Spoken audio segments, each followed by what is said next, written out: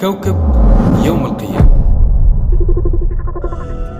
شنو حكاية كوكب إكس اللي الدنيا مقلوبة عليه واللي يتسمى زادة كوكب نيبيرو؟ قصة الكوكب العاشر اللي بعض العلماء يتوقعوا وجوده بعد نبتون ويدخل بشكل دوري في نظام المجموعة الشمسية متاعنا.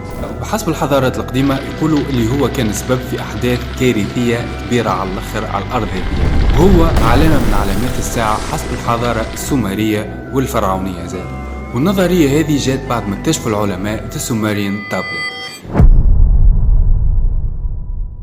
لي تابلت هذوما تابعين للحضارة السومرية اللي كانت في بلاد الرافدين قبل 5000 عام قبل الميلاد. مكتوب عليها انه الارض كانوا يحكموا فيها مخلوقات اخرى جات من الكوكب هذا واللي اسمهم الانوناكي. الانوناكي هذوما حكموا الارض 432 الف عام وانشئوا حضارة كبيرة على الاخر وتقدمة من جميع النواحي. وبالطبيعة الحكاية ذي ماهيش باش تعدى بالسهل عند العلماء اللي يصنفوها كخرافات على خاطر ما فماش بروف للحكاية. لكن في 2015 العلماء لقاو كوكب نيبيرو.